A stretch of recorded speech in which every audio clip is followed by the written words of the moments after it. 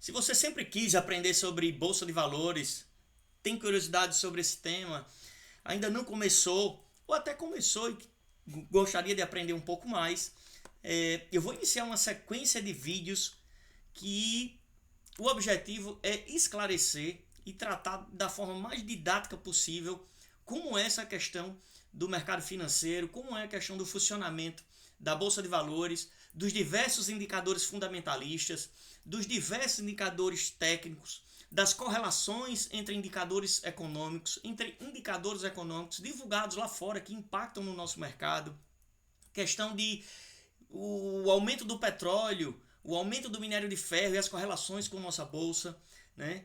E os diversos temas relacionados com bolsa de valores.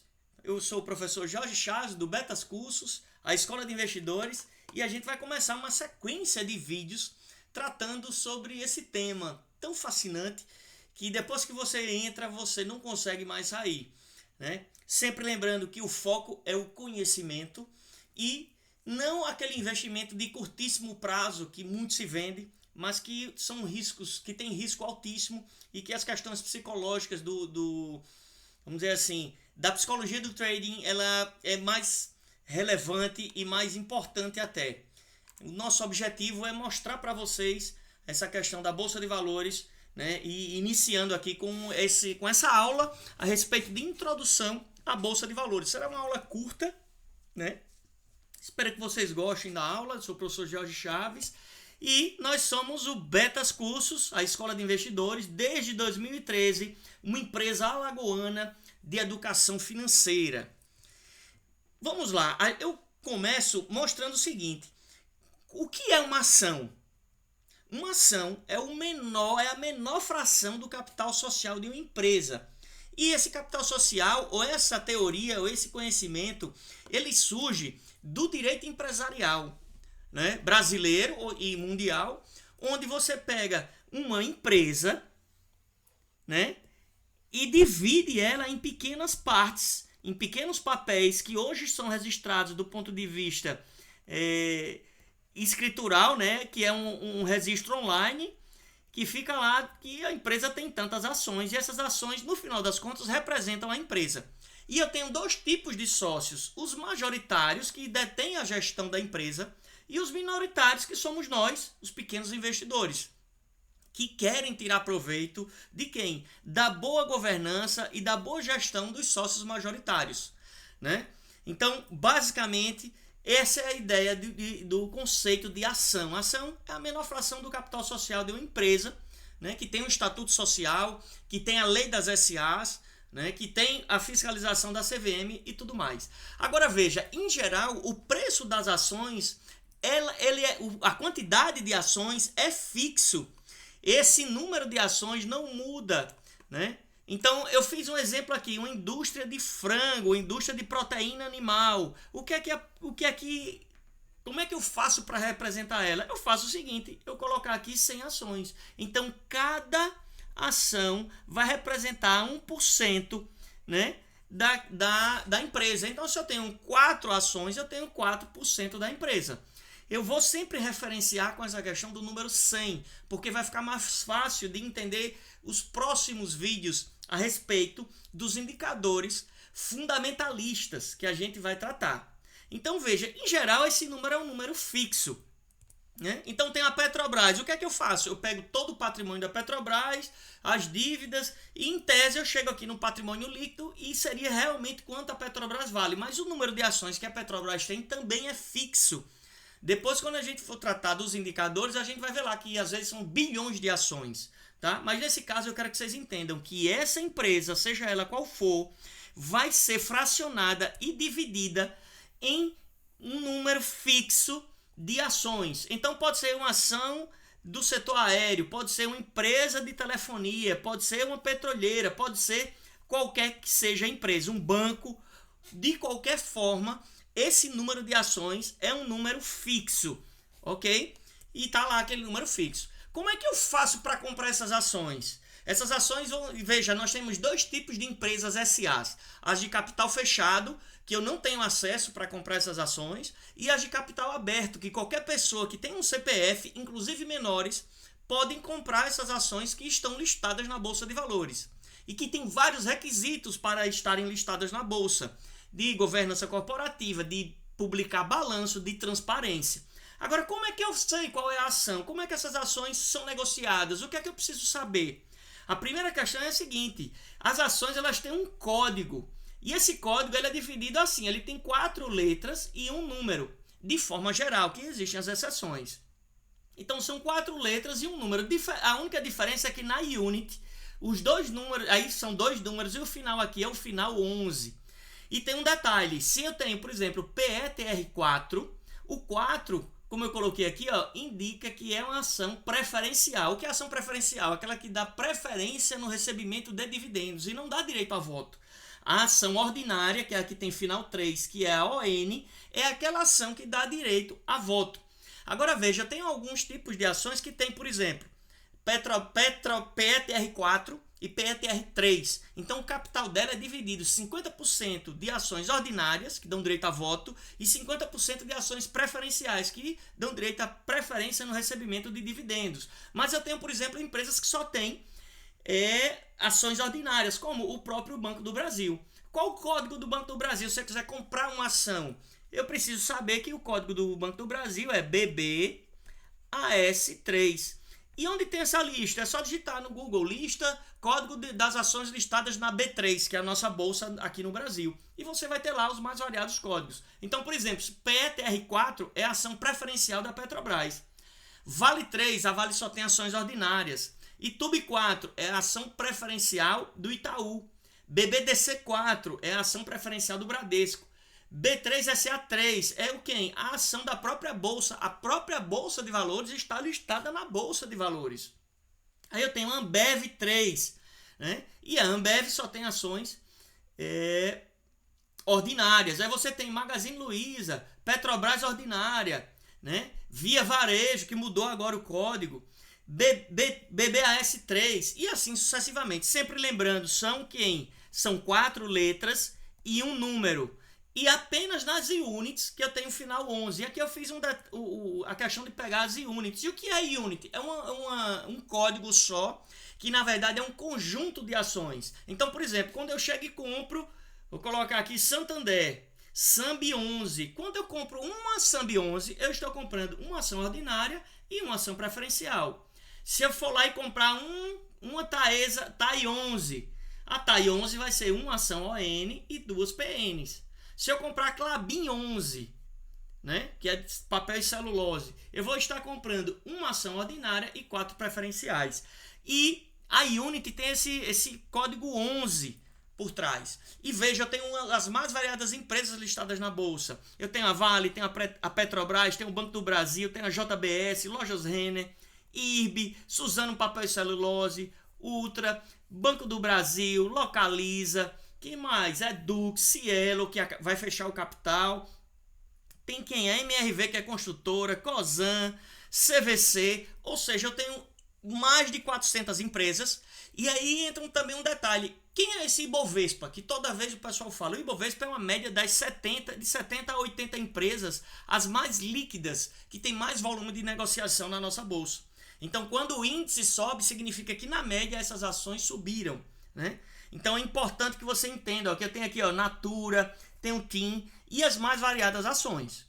Mas o que é que vai me possibilitar negociar essa ação ou comprar essa ação? Eu preciso ter acesso a quem? Eu preciso ter acesso à Bolsa de Valores. E para você ter acesso à Bolsa de Valores, para você entrar no mundo do investimento, é necessário, a legislação exige, a CVM exige. Quem é a CVM? A Comissão de Valores Mobiliários, que é quem gerencia essa parte do mercado financeiro, que você tem uma conta numa corretora.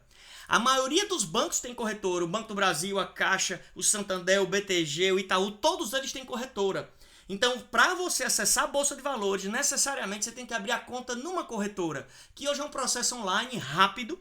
Você abre a conta, transfere os recursos para lá e de lá você envia uma ordem para a Bolsa. Para comprar quem? Por exemplo, eu quero comprar Petrobras. Mas para comprar Petrobras, você precisa saber qual o código da Petrobras.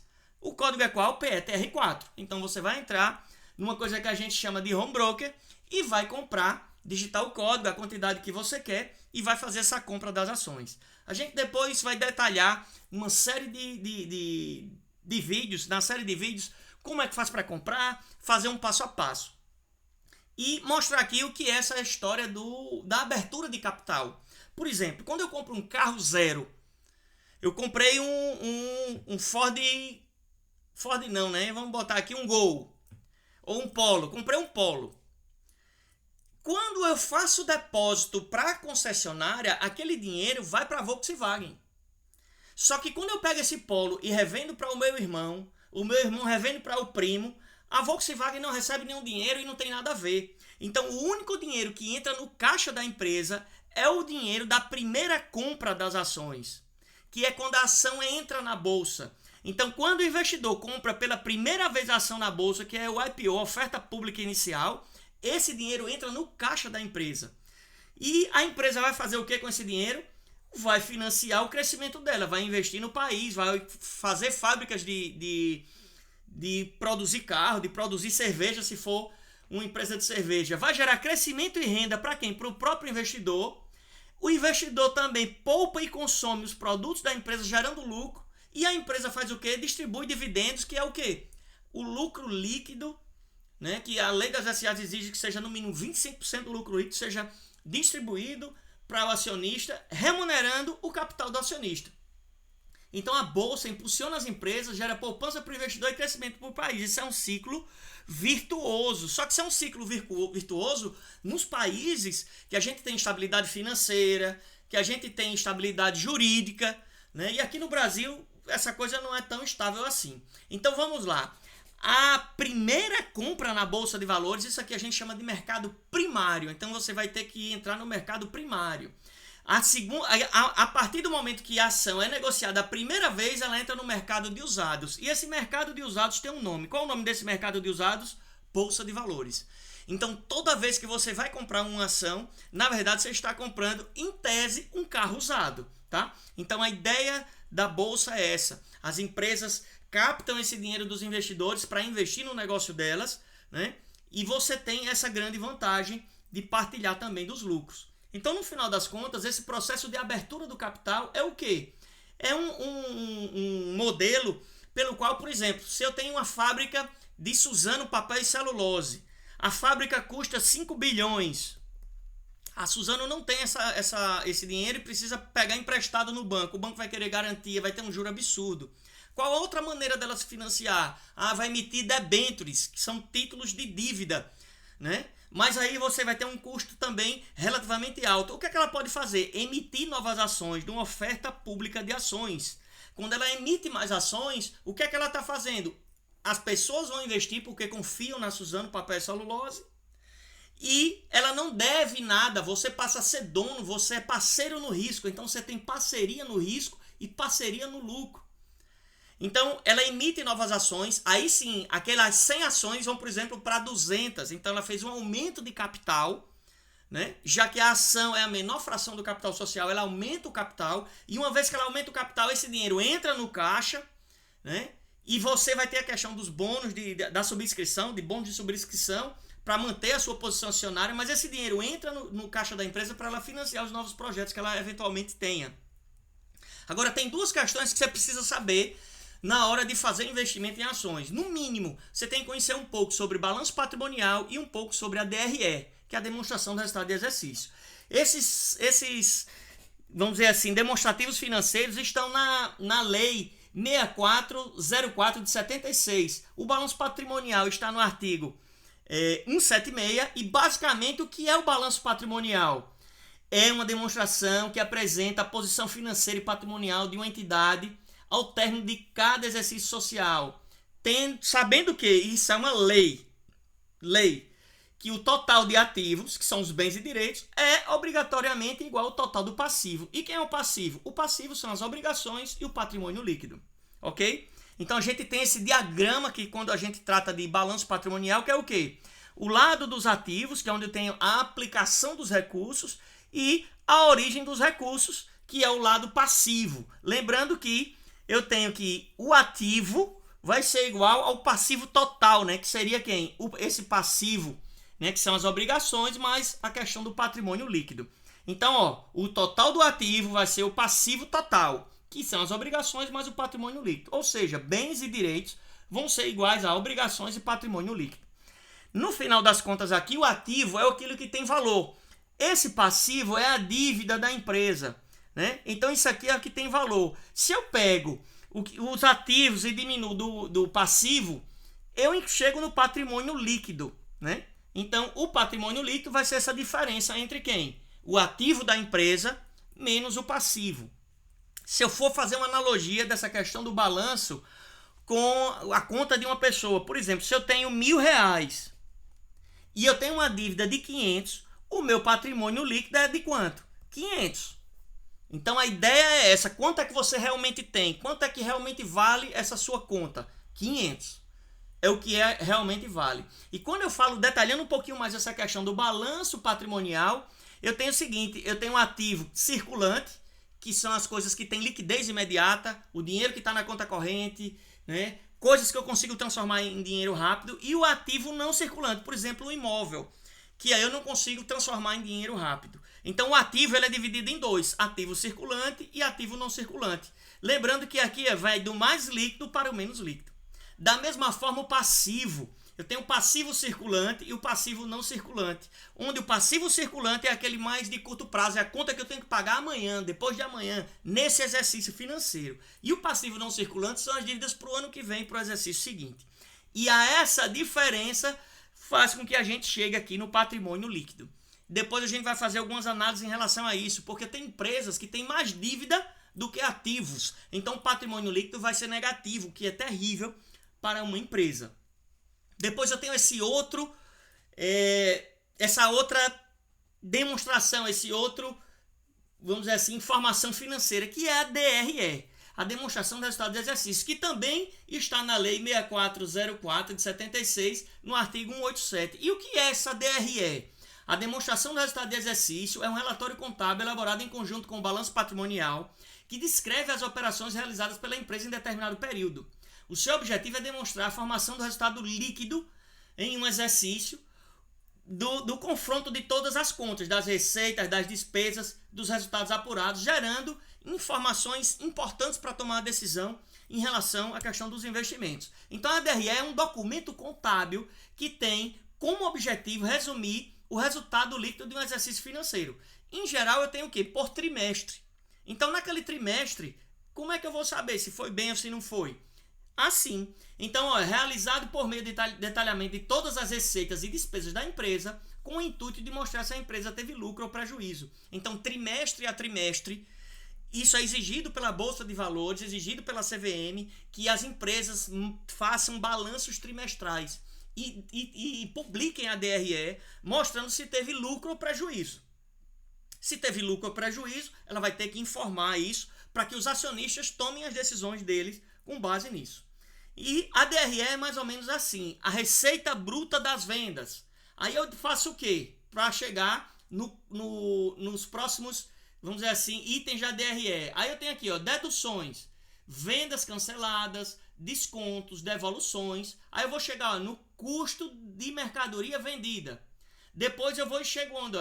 Pego aqui e vou descontar ainda despesas gerais com vendas e despesas administrativas. Depois eu vou pegar receitas e despesas financeiras, que são os juros. Depois eu tenho que descontar um imposto sobre o lucro, até que eu chegue onde? No lucro ou prejuízo naquele exercício. Então a DRE, no final das contas, é receita bruta de vendas e todos os descontos que eu tenho até chegar no lucro líquido. Então tem questão de imposto, depreciação, várias questões que vão ser excluídas aqui, o custo operacional, o salário das pessoas, até que eu chegue numa coisa chamada lucro ou prejuízo líquido naquele exercício. E isso é fundamental para você acompanhar se você vai ou não investir em determinada empresa, ok? Então, no final das contas, a análise das empresas listadas na bolsa gira em torno dessas três coisas que estão aqui. O que é? O número de ações, que é fixo, e as relações desse número de ações com o balanço e com a DRE. Porque, por exemplo, se eu cheguei no final aqui e a empresa deu um lucro líquido de R$10 por ação, isso é uma informação relevante. Então, como é que eu vou fazer? Eu vou pegar o lucro que ela deu e vou dividir pelo número de ações. E aí eu vou saber quanto ela deu de lucro líquido por ação. Então, por exemplo, eu quero saber, eu vou pegar o patrimônio líquido e dividir pelo número de ações. Eu vou chegar em outro indicador. Eu vou pegar a dívida que ela tem e dividir pelo número de ações. Então, eu começo a fazer diversas relações com o quê? Com o balanço patrimonial, com a DRE e o número de ações da empresa. E isso aqui vai me dar base para que eu tome decisões de comprar ou de vender determinada ação. E aí surgem os indicadores fundamentalistas, né, que são os indicadores da análise de balanço, da análise desse tipo. Tudo isso, veja, tudo que tem em relação com o mercado financeiro, seja você abrir a conta na corretora, né, seja você enviar sua ordem para a bolsa, ter os seus ativos, quando você compra uma ação, fica lá, fulano de tal, da corretora tal, CPF tal, tem tantas ações de tal empresa. Isso fica guardado na CBLC, né, que fica hospedado aí num servidor. Como é que eu faço para comprar ou vender as ações? Eu preciso acessar um home broker, que pode ser de qualquer corretora. E ao acessar o home broker, o que é que eu vou precisar digitar para comprar ou vender a ação? Eu vou precisar digitar o código da ação. E aí eu tenho que ter uma lista, por exemplo, por setor. Olha, do setor de energia elétrica eu tenho essas 20 empresas. Mas qual a melhor empresa desse setor de energia elétrica? A gente vai ver.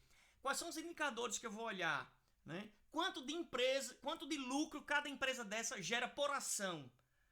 Então, esse tipo de decisão é importante para você comprar ou vender determinado tipo de ação. E aí na boleta você vai colocar o quê? Você vai colocar o código, a quantidade de ações que você quer comprar e o preço. E esse preço vai para uma coisa que a gente chama de book, onde tem os compradores e vendedores das ações, que hoje é tudo eletrônico, não tem mais aquela gritaria. Hoje, quando você envia a sua ordem, é grito zero. Só vai ficar lá que você está. Quando você manda comprar a ação por R$10, é como se você estivesse gritando que quer comprar a ação por R$10.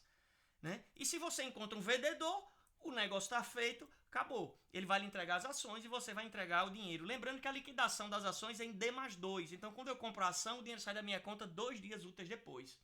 E se eu vendo as ações, o dinheiro entra na minha conta também 2 dias úteis depois. Depois a gente vai ver esse tipo de detalhe.